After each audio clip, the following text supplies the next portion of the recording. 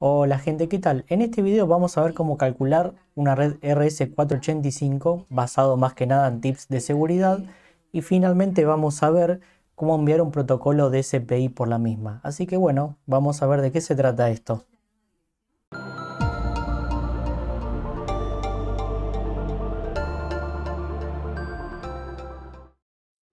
Bueno, arrancamos como siempre hablando un poquito del aspecto histórico, ¿no? Que es importante siempre para saber dónde salen las cosas, cuándo nacieron y obviamente para qué sirve.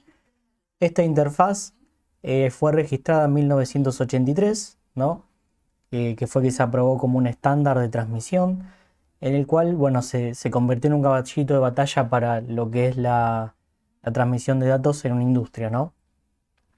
Básicamente, el RS485 especifica características, como dice acá, eléctricas para controladores y receptores, ¿no? Es decir, que lo que se especifica es cómo envío y recibo una señal, pero no especifica un protocolo. Esto lo puse en rojo bien grande para no confundir las cosas.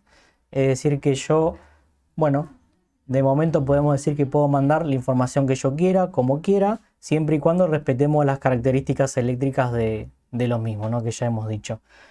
Obviamente igual no tiene nada que ver una cosa con la otra, pero bueno, igual por la duda lo aclaro, ¿no? O sea que, es decir, yo puedo mandar información por esta interfaz y por otro lado la voy a recibir. Lo que yo mando no tiene nada que ver con las características eléctricas, ¿no? De la interfaz. Son dos cosas distintas, ¿no? Por eso hago mucho hincapié porque a veces se confunden las cosas. Un protocolo es otra cosa, ¿está bien? Y una interfaz es lo que vamos a estudiar hoy. Existen un montón de interfaces, ¿no? Obviamente. Acá tenemos un gráfico que muestra las características de cada una, ¿no? Las más famosas. Acá tenemos el famoso RS232, ¿no? Que es el integrado que tiene el charge pump, ¿no? Que genera una tensión positiva y negativa. Y acá podemos estudiar dos cosas: la longitud del cable en metros versus la velocidad de los datos, ¿no? Acá para el RS232 tenemos una longitud más o menos entre 10 y 15 metros, ¿no? Y una velocidad baja. Después tenemos el RS423, que si bien es famoso supera apenas los 100 metros. Después acá tenemos el RS485, donde para velocidades bajas superamos los 1000 metros, aproximadamente son 1200. Y para velocidades altas, bueno, tenemos que usar lo que sería longitudes de cable mucho más bajas, ¿no? Em, por otro lado tenemos la familia LVDS, que para longitudes más cortas, ¿no? Tenemos velocidades de transmisión mucho más altas, ¿no? que estas otras interfaces. Bueno, el RS485 tiene varios estándares y características que vamos a enumerar. En primer lugar, em, trabajan normalmente con 5 volt, aunque hay de 3,3. Tiene una tensión de modo común que va de menos 7 a 12 volt. Esto sí es importante, ¿no? Porque a veces con, digamos, con las distancias se me puede salir de rango, ¿no? Acá tenemos lo que es la señal diferencial que emite el RS485, ¿no? Y acá tenemos la señal medida en forma común, ¿no? Podemos usar hasta 32 unidades, ¿no? O más, dependiendo del integrado, le podemos ver algunos. La velocidad de datos puede llegar hasta 10 MB, aunque a veces un poquito más. Para estas velocidades tenemos distancias muy cortas, ¿no? Cerca de 1 metro. Y la longitud máxima es de 1200 metros, como ya habíamos dicho, a 100K, o sea, bastante lento. El RS485 puede trabajar de dos formas. La primera es half duplex, ¿no? Acá tenemos, por ejemplo, dos integrados, con lo cual tenemos donde viaja la señal diferencial, ¿no? A través de este par trenzado, ¿no? Por eso acá está como enroscado el cable, ¿no? Y en el cual nosotros podemos hablar y el otro integrado escucha, o viceversa, el otro integrado nos habla y acá el receptor escucha. Acá tiene algunos pines de control, ¿no? Acá tenemos Receive Enable, ¿no? Que habilitamos la escucha, o Driver Enable, que habilitamos el habla, ¿no? O sea, nosotros mandamos un dato. Después tenemos un integrado ya más avanzado en el cual nosotros podemos hablar y escuchar al mismo tiempo, y en este caso se llama comunicación full duplex. Bueno, para entender cómo funciona el RS485 me pareció interesante hablar un poquito de lo que es el driver, ¿no?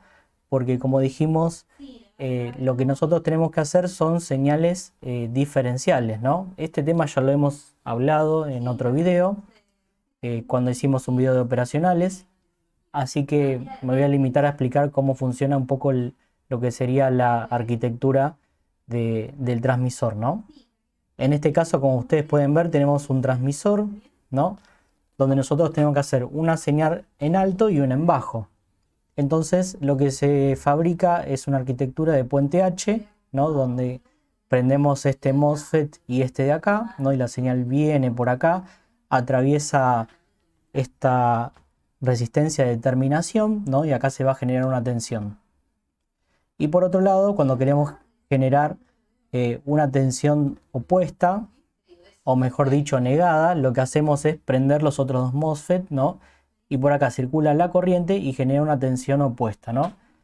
El resultado de esto que vimos acá, lo podemos ver acá, donde tenemos una señal en color rojo y una señal en color celeste, la cual están desfasadas 180 grados y generamos lo que es una tensión diferencial, ¿no? O una señal diferencial, mejor dicho. Esta señal diferencial está montada en lo que es un offset, ¿no? Y este offset normalmente está a un nivel que es a la tensión de alimentación sobre 2, o sea, a veces es sobre 2. Bueno, esa señal es enviada, ¿no? Y después tenemos obviamente lo que es un receptor. El receptor consta de varias cosas. En primer lugar tiene protecciones, bueno, que no todos no lo sabemos, pero bueno, sí, acá saqué información de muchas bibliografías, ¿no? Hojas de datos, notas de aplicación, y encontré esta arquitectura para la recepción, que si bien son todas similares, quizás alguna protección no las tenga y eso depende de cada marca, pero bueno, no importa. Tenemos protección contra ESD, ¿no? Que es esto que está acá.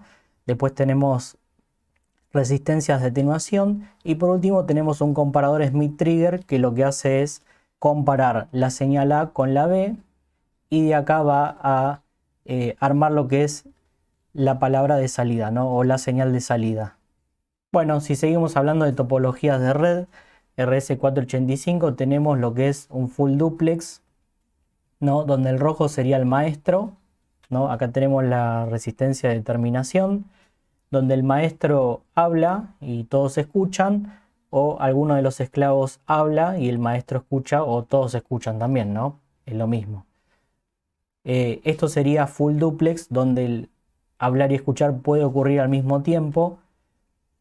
Y si no, acá a la derecha tenemos otra topología de red que sería la half duplex, donde acá el maestro habla y todos escuchan, y en algún momento algún esclavo responde y obviamente el maestro escucha o todos escuchan. Bueno, eso depende de cómo se manejen eh, el control que tiene cada integrado, ¿no? Habíamos dicho que tenía un receive enable y un driver enable, donde nosotros podemos habilitar el habla o el escucha según sea necesario, ¿no? Eso hay que programarlo, ¿no? Y para evitar colisiones es una herramienta de seguridad que tiene esta interfaz. Obviamente, si nosotros trabajamos en half duplex vamos a usar dos cables, y si usamos full duplex vamos a usar cuatro cables, ¿no? Eso, bueno, depende del diseño, se va a usar una cosa o la otra. Bueno, más allá de que usemos half o full duplex, es importante que hablemos un poquito del diseño, ¿no? De la topología. Por ejemplo, yo quiero ir de este nodo a estos tres nodos. Entonces, tengo dos opciones para hacerlo. La primera es que este nodo vaya acá, salgan tres ramales. Esta configuración no es buena. Ahora vamos a ver un poco más en detalle por qué. Debido a que de este conductor principal salen tres ramales, ¿no? Bajadas o lo que llaman stub.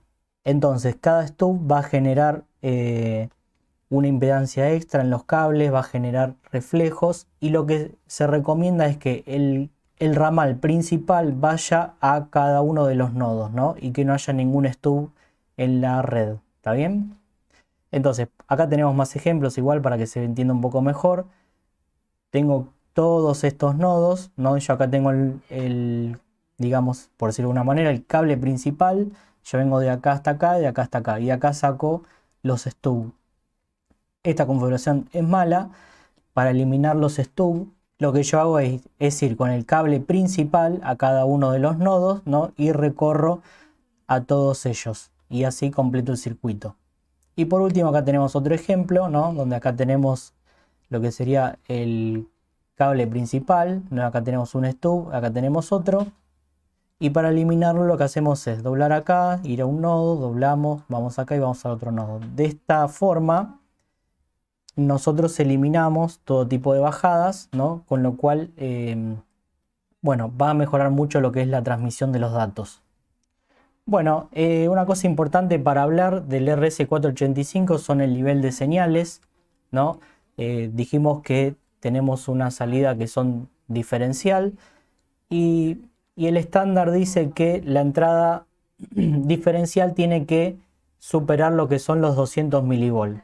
Entonces, nosotros acá, por ejemplo, tenemos un driver, ¿no? Y acá tenemos el receptor, el receiver, y nosotros acá vemos que la señal entre una y otra, ¿no? Están desfasadas 180 grados, ¿no? Pues son diferenciales, y además para este driver tiene una amplitud de 1,5 volt, ¿no? Medido de manera diferencial.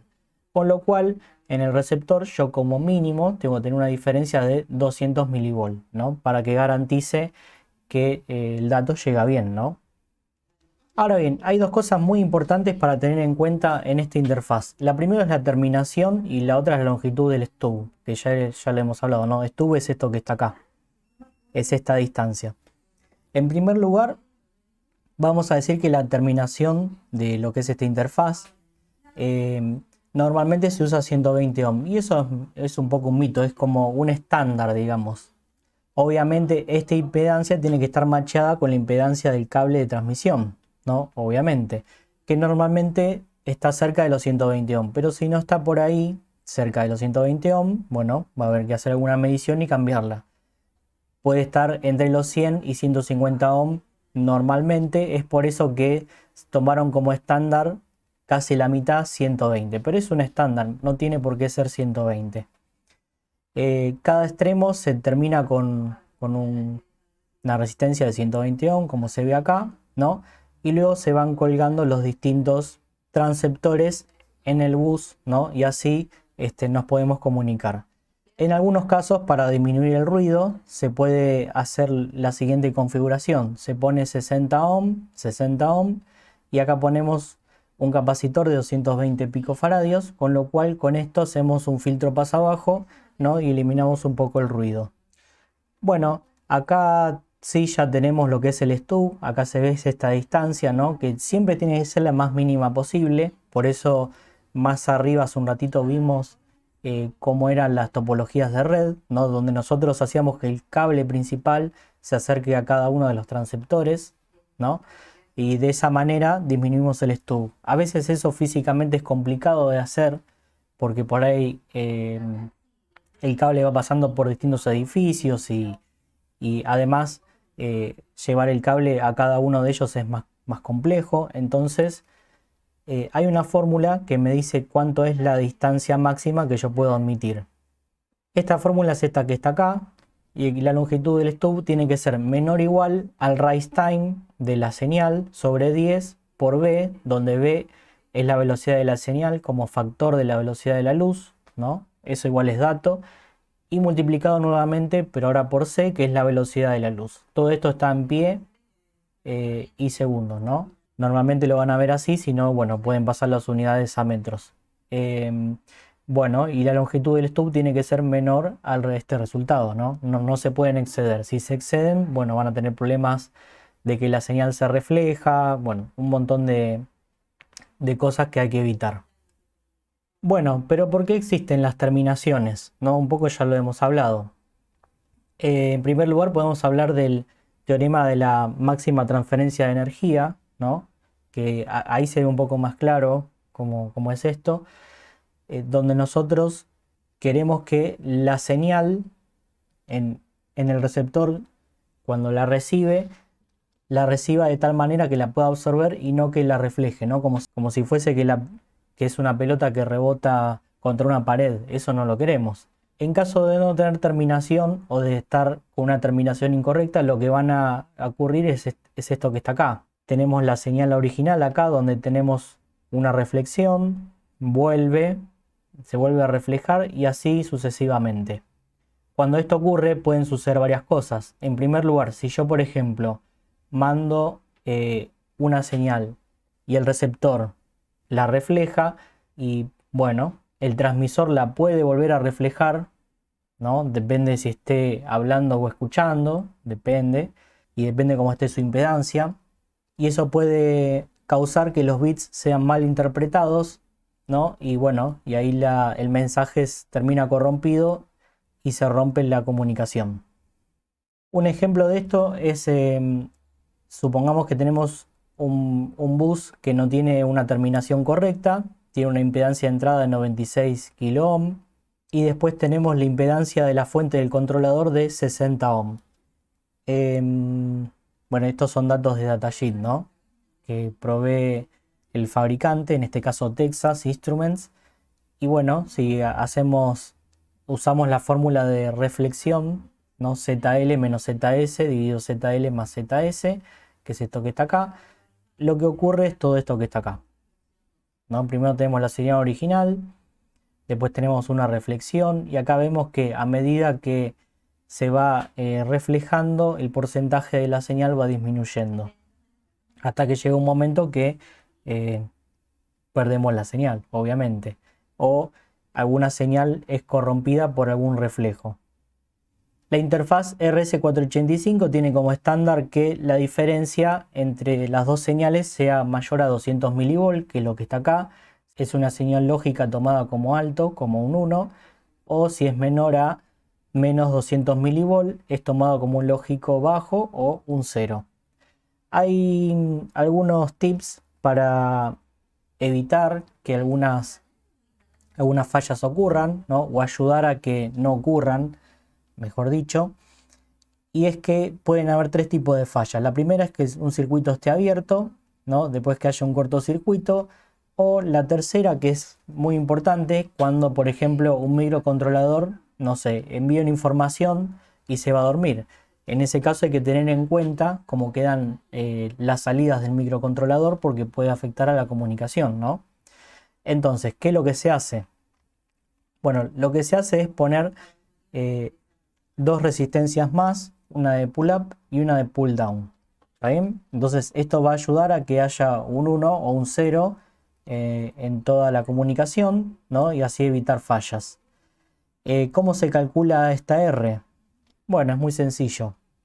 Con esta fórmula, RB es igual a la tensión del bus de comunicación, la mínima. Siempre calculamos todo para el peor escenario, ¿no? Obviamente, dividido la tensión que hay entre A y B, que es esta que está acá, por 1 sobre 375 avos por 4 sobre Z0. Bueno, Z0 es 120 ohm, ¿no? Entonces, la tensión del bus mínima, yo tomé 5 volt menos un 5%, entonces tomé 4,75 volt. La tensión AB es de 200 milivolt, pero le sumamos un poquito de ruido, ¿está bien? Entonces yo elegí 0,25 volt. Bueno, esto es 1 sobre 375 más 4 sobre 120 y esto me da aproximadamente 527,8 ohm. Bueno, elegimos el valor de resistencia comercial más cercano y bueno, nos queda así. De esta forma nosotros garantizamos que en esta línea diferencial haya un 1 o un 0, ¿no? Y no que estemos en un estado donde no podemos definir si hay un 1 o un 0. Bueno, si estudiamos la velocidad versus la longitud, tenemos acá un gráfico, ¿no? Este gráfico es similar, ¿no? Bueno, está dividido en tres etapas, pero es lo mismo. Donde acá tenemos la velocidad, ¿no? Tenemos velocidades altas y distancias bajas, después tenemos velocidades medias, distancias medias y por último tenemos distancias muy grandes, ¿no? Contra velocidades bajas. Este gráfico logarítmico les va a ayudar a ustedes a elegir, en función de la distancia, elegir una velocidad. Está bastante bueno. Otra cosa muy importante para estudiar es la degradación de la señal por jitter. Yo igual voy a usar velocidades lentas porque la idea es mandar una señal SPI por RS485, pero cuando las velocidades son altas, esto hay que estudiarlo, ¿no? Básicamente esto es como un historial de donde fue cayendo las señales, ¿no? Es decir, que a veces las señales en tiempo, ¿no? No vienen, no llegan siempre en el mismo lugar, sino que se van corriendo, ya sea para un lado o para el otro. Entonces, luego de estudiar todas las señales por una determinada cantidad de tiempos, se genera este diagramita, ¿no? Que acá se forma como un ojo, y se puede calcular el jitter, ¿no? Sabiendo, esto sería el ancho del jitter y esto es el ancho del bit, ¿no? De acá hasta acá. Y si hacemos la cuenta es el ancho del jitter dividido el ancho del bit. De esa forma calculamos el jitter. Si lo multiplicamos por 100 lo tenemos en forma porcentual. También muchas veces esto sucede porque la señal de reloj, por ejemplo el microcontrolador, por temperatura se corre un poquito, ¿no? Entonces los bits se van a ir corriendo con el tiempo, no caen siempre en el mismo lugar. Bueno, y por último quería mostrarles dos curiosidades. La primera es el MAX 1480, ¿no? Que es este que está acá, que es un 485 aislado. Si se fijan acá, vamos a hacer un poquito de zoom. Tenemos una fuente interna aislada, que está muy bueno. De este lado nosotros alimentamos el integrado y de este otro lado se alimenta a través de esta fuente aislada, ¿no? Como si fuese tipo algo flyback, aunque no lo sabemos. Entonces lo que nosotros logramos es agregar una barrera de aislación, porque por ejemplo podemos tener una tensión de modo común muy alta, ¿no? O por una cuestión de seguridad, le agregamos aislación al RS485 con un solo integrado y ya podemos enviar y recibir la señal. Otra curiosidad muy interesante, si quieren después le hacemos video también a este, es el MAX 3140, que lo que tiene adentro este integrado es un transceptor RS485 full duplex, eso está bueno, serían dos 485, y además tiene una WART. Nosotros nos comunicamos con el microcontrolador a través de SPI, adentro lo transforma a WART, ¿no? Acá tenemos el TX y el RX, y esto sale por RS485, ¿no? Del otro lado podemos poner el mismo integrado nuevamente, ¿no? Y en vez de comunicarnos con un microcontrolador, ¿no? Podemos comunicarlos con un sensor. La verdad que está bastante bueno porque mandar SPI por RS485 es un poco engorroso, ¿no? Y con este integrado ya lo tendrían solucionado. Bueno, lo que vamos a hacer hoy entonces es enviar una señal de SPI, un protocolo de SPI, hablando un poco mejor, a través del RS485, ¿no? Para eso voy a usar un MAX 485, como se ve acá, que como se observa acá, este es half duplex, ¿no? Ustedes tienen que controlar acá si van a escuchar o van a hablar, y lo mismo del otro lado, ¿no? Si acá hablan, acá escuchan y viceversa. Y bueno, entonces con este integrado ustedes pueden hacerlo, pero es un poquito más engorroso. Entonces, ¿qué es lo que hice yo?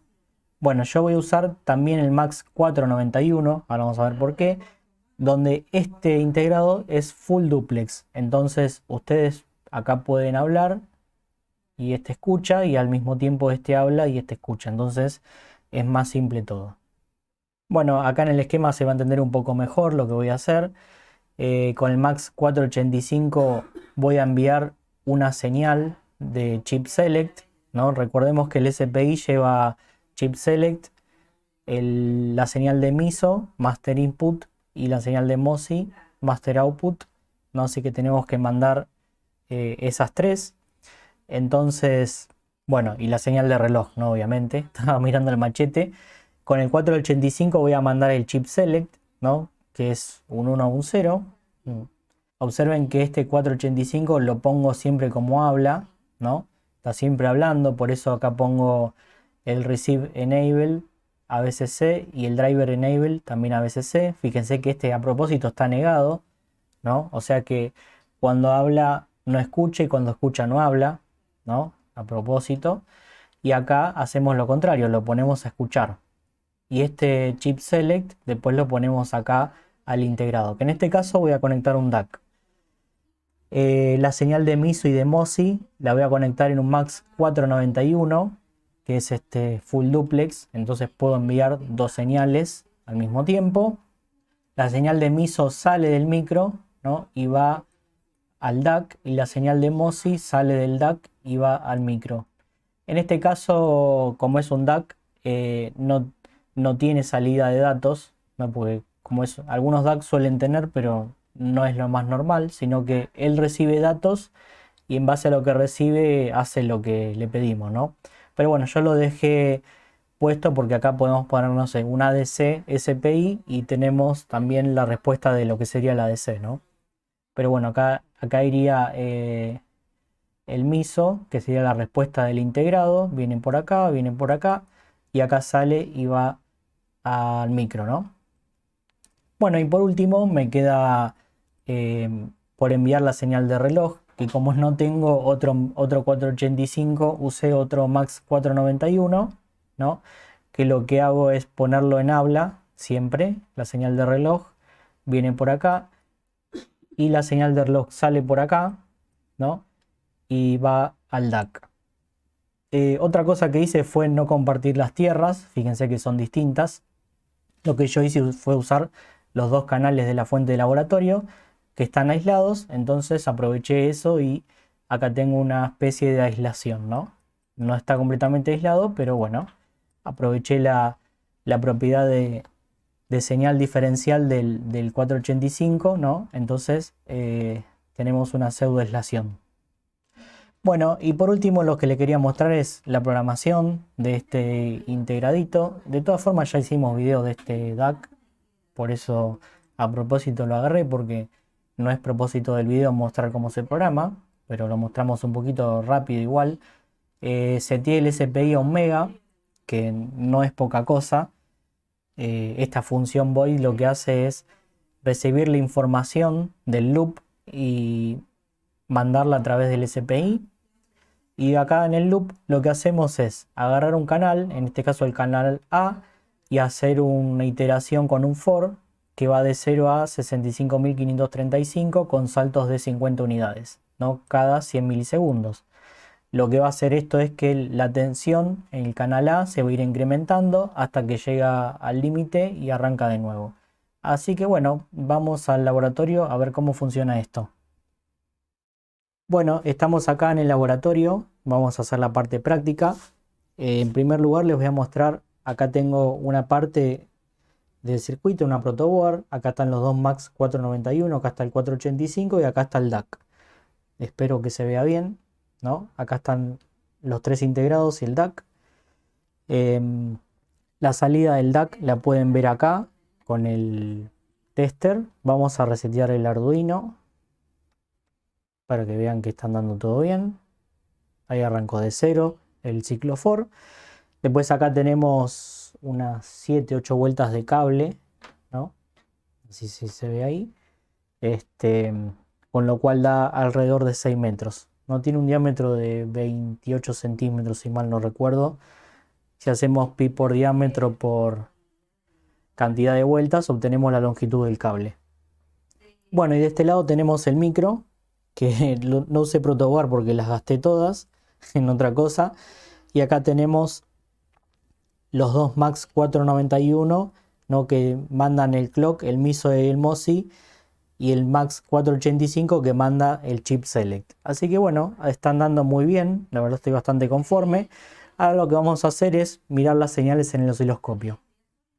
Bueno, acá en el osciloscopio podemos ver la señal en celeste, que es el MOSI, la señal de datos, que sale del micro, no la que está acá en celeste, y la que está acá en violeta es la que recibimos, ¿no? Que pinché donde está el integrado. Bueno, a observar, están muy lindas las señales, ¿no? Vamos a correrle un poquito. Se ve todo muy bien, prácticamente no hay ruido, es más, creo que hay más ruido acá donde está el micro que acá donde tenemos la señal que pasó por el 485, ¿no? O por el 491, que en realidad es lo mismo. Sí, se ve un poquito más de ruido, pero no es grave. Debe ser ruido en modo común, ¿no? Que por ser una señal diferencial se borra. O se va, se cancela, mejor dicho. Bueno, y por último quería mostrarles la señal de reloj. Nuevamente acá tenemos la señal que sale del micro y acá es la que llega, ¿no? Si por ejemplo nosotros acá agrandamos la escala de tiempo, vamos a ver que tenemos una señal de 1 mega. Bueno, está un poquito variando. Ahí está en 1 mega. Y además podemos ver que entre ellas hay un pequeño desfasaje, ¿no? Hay un delay, ¿no? Entre esta y esta, pero como el delay está en todas las señales no nos va a causar ningún problema. Es el único defecto por el momento que le encontré, pero la verdad que es una interfaz muy robusta y que anda muy bien. Así que bueno, gente, espero que les haya gustado. Es un tema bastante interesante y traté de poner un poco de fórmulas como para que, bueno, si algún día tienen que diseñar una red RS485 tengan en cuenta estas cosas. Les dejo en GitHub todos los documentos que les mostré y además les dejo algunas notas de aplicación. Así que bueno, nos vemos la próxima. Chao, chao.